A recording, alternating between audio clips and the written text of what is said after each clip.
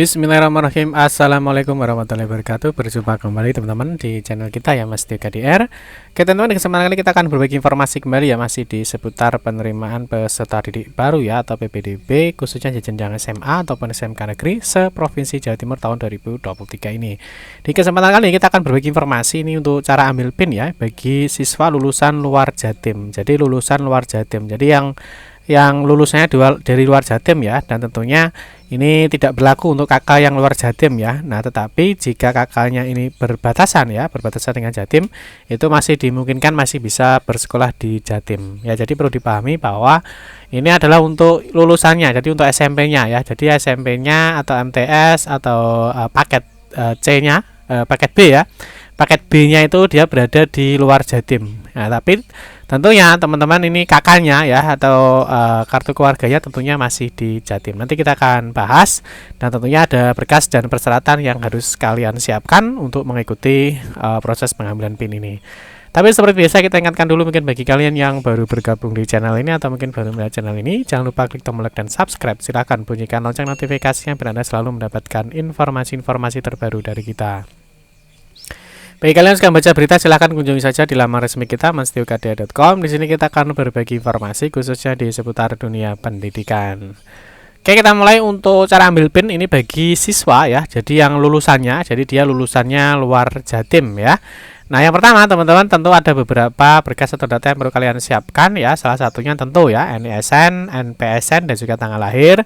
Terus kakak ya, kakaknya ini pastikan kakaknya ini di dalam Jatim ya, ataupun yang berbatasan dengan Jatim itu enggak apa-apa. Tapi nanti kalau kakaknya ini luar Jatim ya, biasanya itu tidak bisa mengambil PIN. Nah, kecuali bagi kalian yang ikut jalur pindah tugas orang tua, karena kalau jalur pindah tugas orang tua itu biasanya dia bisa menggunakan SKD atau surat keterangan domisili.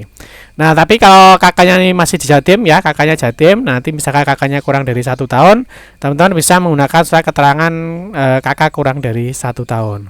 Terus berikutnya seperti biasa, titik lokasi rumah ya, SK mutasi jika kalian menggunakan jalur pindah tugas orang tua.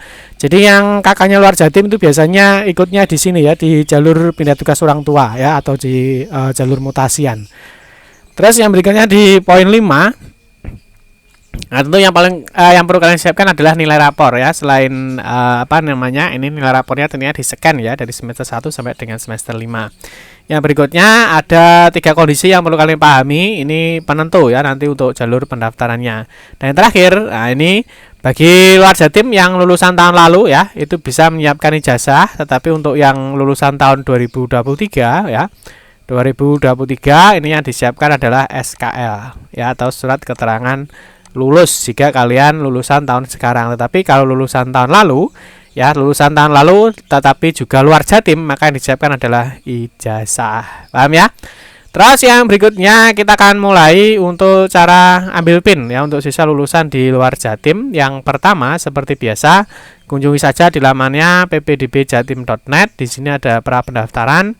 Di sini ada menu ambil PIN ya. Di sini ada lulusan di luar Jatim. Berikutnya teman-teman, di pengambilan PIN ini ya, teman-teman yang perlu kalian siapkan adalah buat akun dulu. Ya, ini sama dengan lulusan tahun lalu ya. Jadi lulusan tahun lalu dan luar Jatim itu harus membuat akun dulu ya. Klik buat akun. Nah, berikutnya teman-teman isikan di sini ya. NISN kalian, nama siswa, NPSN sekolah asal. Sekolah asalnya ini dari mana ya? Terus dari provinsi sekolah asalnya mana? Kabupaten ya, sekolah asal yang mana, tanggal lahir kalian, dan centang saya bukan robot. Berikutnya klik buat akun. Nah, kalau sudah, maka kalau berhasil ya, di sini masuk di pengisian data rapor ya. Nanti ini hasil entrian pembuatan akun tadi, ini akan ditampilkan datanya ya. Nah, ini ada NISN, ada nama lengkap, NPSN, tanggal lahir, dan sini juga ada data SMP-nya. Nah, terus di sini ada nilai akreditasi sekolah dan juga ada nilai indeks sekolahnya. Nah, tentunya nilai indeks sekolah ketika kalian dari luar Jatim, tentunya ini adalah nilai terendah dari indeks sekolah yang dimiliki Provinsi Jawa Timur.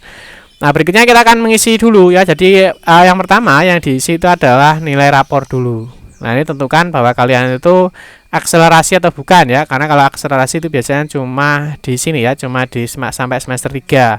Tapi kalau yang bukan akselerasi itu sampai dengan semester 5. Nah, ini nilainya nanti diinputkan satu persatu. Setelah nilainya diinputkan ya, maka foto rapornya. Nah, dia ada 5 file. Misalkan kalian dari semester 1, semester 2, semester 3, semester 4, semester 5 ini diupload satu-satu ya. Jadi ada 5 file. Kalau sudah, klik selanjutnya. Nah, berikutnya kalau data rapor sudah diisi, sudah diupload ya rapornya, setelah itu kalian masuk di data kartu keluarga. Nah, di dalam pengisian data kartu keluarga ini, nah tentunya ada 3 kondisi yang harus kalian pahami ya. Kalian mengupload KK ya, atau yang diupload adalah surat keterangan domisili pindah tugas atau surat domisili kena bencana alam, sosial, ponpes ataupun dari panti. Lain nanti yang menentukan kalian bisa mengikuti jalur pendaftaran apa saja ya. Di sini sudah dijelaskan. Paham ya? Terus yang berikutnya, nah di sini jika kalian pilih kondisi KK ya. Jika KK, maka yang diupload itu hanya kartu keluarga saja. Ya, jika kalian memilih kondisinya adalah KK. Nah, tetapi kalau yang dipilih adalah domisili pindah tugas, yang diupload ada 2 file. Ada surat keterangan mutasi atau perpindahan tugasnya. Nah, ini biasanya untuk yang kakak-kakak luar Jatim itu biasanya hanya bisa dipindah tugas ini ketika misalkan orang tuanya pindah tugas ya. Nah, terus di sini satu yang diupload, terus yang kedua yang diupload ini adalah surat keterangan domisilinya. Jadi kalau kalian kondisinya itu memilih domisili pindah tugas orang tua, ada 2 file yang harus diupload.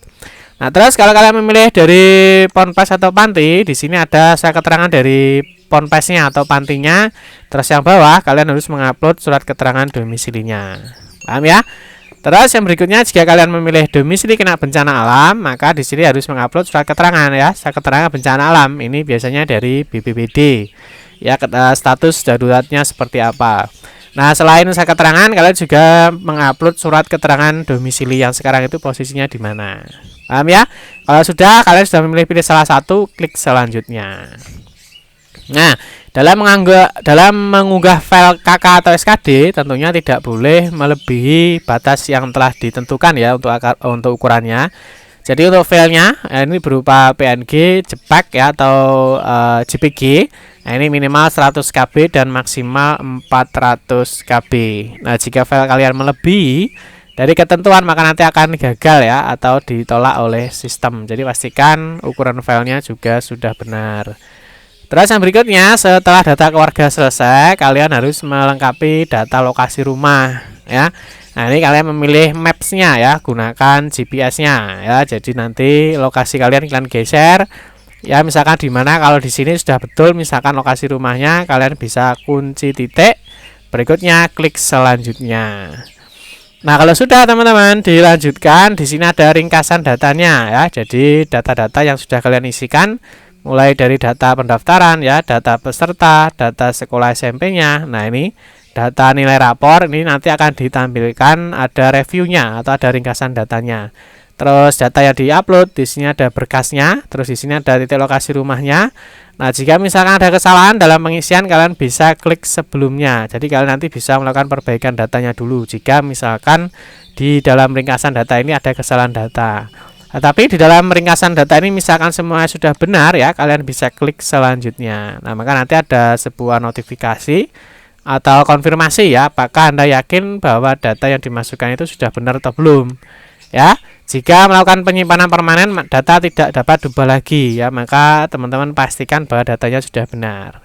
Kalau sudah benar, teman-teman bisa klik simpan permanen. Nah, maka proses untuk pengajuan PIN selesai dan kalian harus menunggu 2-3 hari ya untuk melihat status verifikasi apakah pengajuan PIN kalian itu diterima. Nah, kalau diterima maka PIN-nya akan terbit ya. Nah, tetapi jika ditolak ya, maka kalian harus melakukan perbaikan PIN. Jadi teman-teman harus memantau ketika sudah melakukan pengajuan PIN itu harus dilihat secara berkala ya. Apakah PIN-nya ini diterima ya, apakah pengajuan PIN-nya itu ditolak. Itu teman-teman ya, sedikit informasi mengenai cara ambil PIN bagi siswa ya yang lulusannya dari luar Jatim. Semoga informasi ini bermanfaat. Mohon maaf jika ada salah-salah kata dalam memberikan informasi dan penjelasan. Kita berjumpa kembali di video-video berikutnya. Saya akhiri, wassalamualaikum warahmatullahi wabarakatuh.